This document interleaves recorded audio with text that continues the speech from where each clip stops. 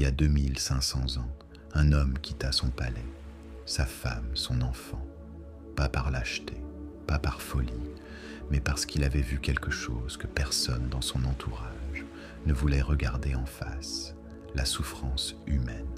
Ce matin-là, assis sous un figuier, il décida de ne plus bouger tant qu'il n'aurait pas compris la souffrance des autres, la sienne.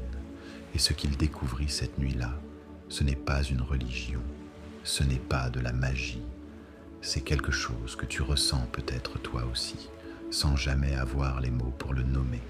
Reste avec moi, cette vidéo pourrait changer quelque chose. Partie 1. L'histoire. Qui était vraiment Bouddha? Siddhartha Gautama n'était pas un dieu, c'était un homme, un prince, né vers 563 avant notre ère, dans ce qui est aujourd'hui le Népal. Son père avait tout fait pour lui cacher la réalité du monde. Le palais était parfait, la nourriture abondante, les serviteurs toujours souriants. Mais un jour, Siddhartha sortit, et pour la première fois, il vit un vieillard, puis un malade, puis un mort. Il avait 29 ans, et cette image ne le quitta plus jamais. Pourquoi souffrons-nous? Est-ce inévitable? Y a-t-il une sortie?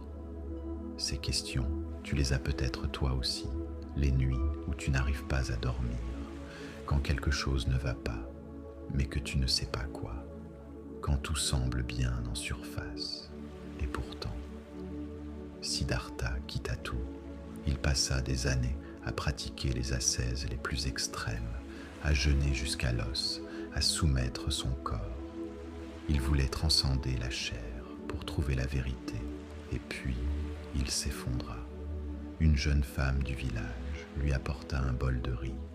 Il mangea, et il comprit quelque chose d'essentiel. La vérité ne se trouve ni dans l'excès, ni dans le manque. Elle se trouve au milieu. Cette nuit-là, assis sous l'arbre de la Bodhi, il médita jusqu'à l'aube.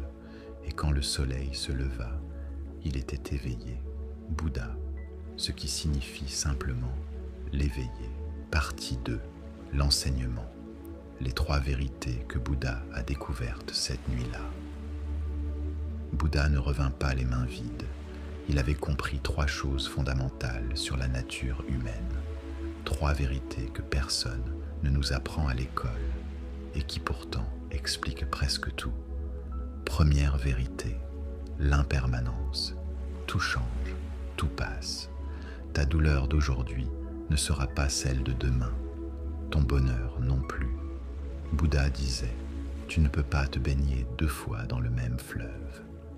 On souffre parce qu'on s'accroche à une relation, à une version de soi-même, à une époque révolue. Mais la rivière coule. Elle a toujours coulé. Et lutter contre ça, c'est lutter contre la vie elle-même. La prochaine fois que quelque chose te fait souffrir, pose-toi cette question. Est-ce que je souffre de la situation ou de mon refus qu'elle soit ce qu'elle est? Deuxième vérité, le non-attachement. Ce n'est pas ne rien ressentir. Ce n'est pas devenir froid ou indifférent. C'est aimer sans vouloir posséder. Profiter sans avoir peur de perdre. Donner sans attendre en retour. Bouddha avait une image magnifique. Tenir les choses comme on tient un oiseau dans la main. Trop fort, on l'étouffe. Trop lâche, il s'envole. Juste ce qu'il faut. L'attachement n'est pas l'amour, c'est la peur déguisée en amour. Troisième vérité, la compassion envers soi-même d'abord. Bouddha n'a jamais dit « aime les autres avant toi-même ». Il a dit quelque chose de bien plus révolutionnaire. Tu peux chercher dans tout l'univers quelqu'un qui mérite plus ton amour que toi-même. Tu ne le trouveras nulle part.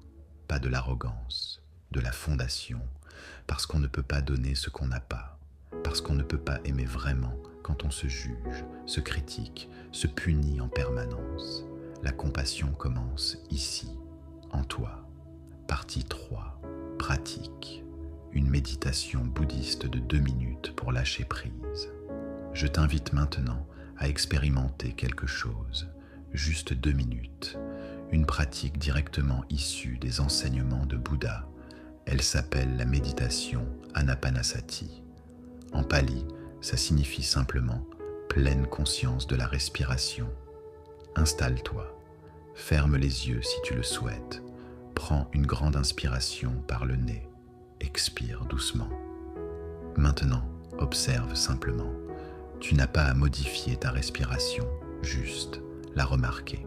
L'air froid qui entre, l'air chaud qui sort, le léger mouvement de ton ventre. Une pensée surgit, normale. Bouddha lui-même disait que le mental est comme un singe. Il saute d'une branche à l'autre sans s'arrêter. Ne combats pas le singe, observe-le, souris-lui et reviens. Ce retour, c'est la méditation, pas l'absence de pensée. Le retour, encore et encore. Bouddha n'a pas dit que la vie est facile. Il a dit qu'elle est compréhensible, qu'elle peut être vécue avec plus de paix, que la souffrance n'est pas une fatalité, c'est souvent une question de regard. Il n'a pas fondé une religion pour avoir des fidèles, il a partagé une découverte, et cette découverte, 2500 ans plus tard, est toujours là. Elle t'attend chaque matin, dans le souffle entre deux pensées. Pause.